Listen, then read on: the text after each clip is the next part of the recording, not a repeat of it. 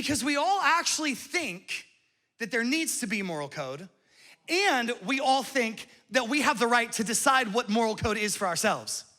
We think both of those at the same time in a postmodern world. And guess what? Those two things don't work together, which is why there's so much chaos and hatred and division in our world. So leave that up for a moment, because I need to help you understand why this doesn't work. You okay? All right, here's why this doesn't work. Let's just start with no human is illegal. Well, if that's a moral standard, I have to ask myself, what does illegal mean? What is legal and illegal? And furthermore, who gets to decide what is legal and illegal? And even more than that, for the people who are deciding what is legal and illegal, that ultimately is a moral decision. It is a morality question. Who is legal and who is not?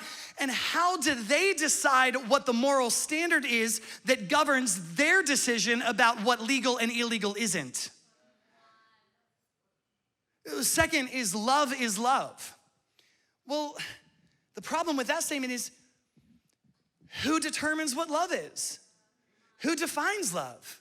What is love? And what if in a postmodern world, your definition of love is different than my definition of love?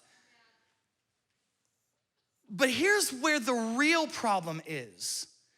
The real problem is with the next one. Science is real. Now that is because our society was built on a modern philosophical understanding where science determines what we can accept to be factual or not.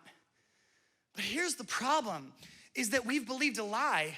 Science is not able to answer questions that we demand science to answer.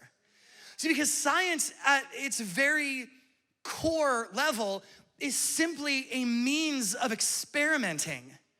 Science is a means of trial and error to decide what we can determine to be factual and what we can determine not to be factual. So science has to begin with certain givens in order for me to make experiments. And science can't explain the very things that science uses in order to determine what is factual. Science can't explain how I got here.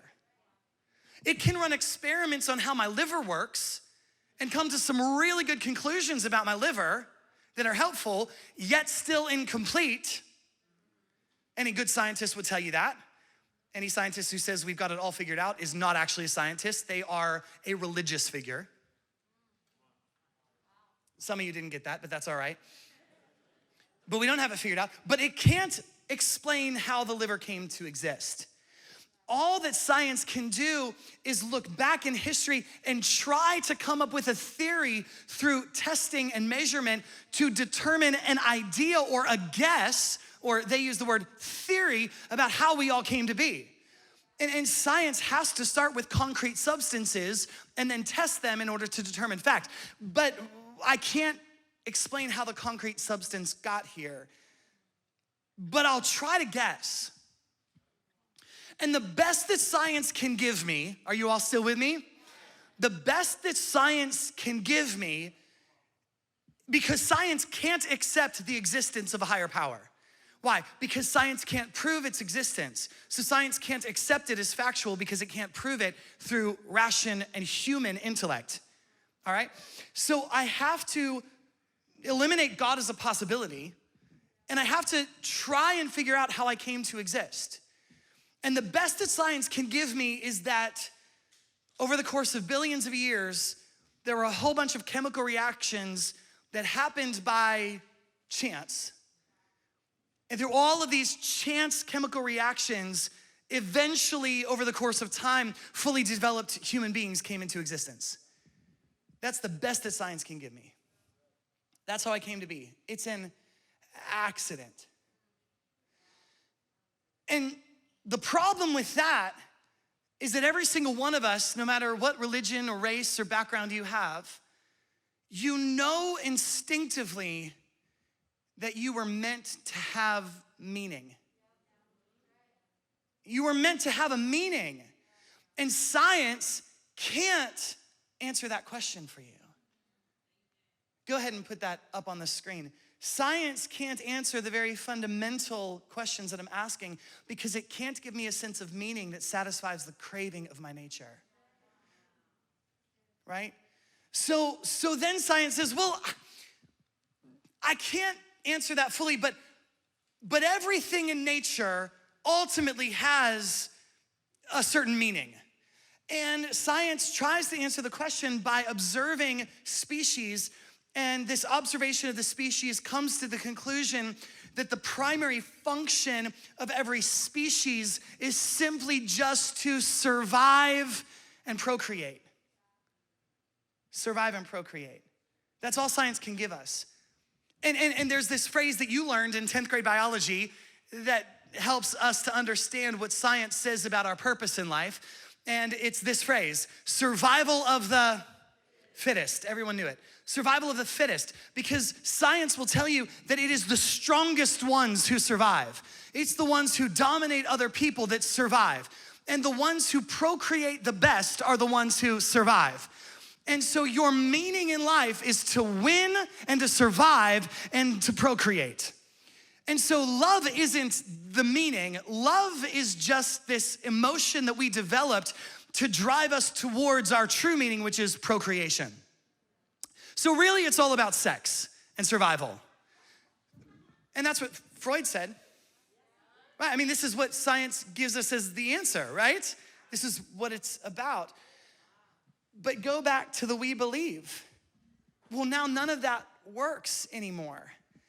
Because if science is the foundation for what is true, if I'm not black lives don't have a reason to matter to me. Because science leads me to survive and procreate. So I only care about my survival and the survival of my offspring. Secondly, no human is illegal. Well, actually, if you're not part of my tribe, I really don't care about your survival. In fact, science tells me that it's to my benefit to eliminate or to at least hold back your survival, because if you don't survive, then I have a better chance of surviving.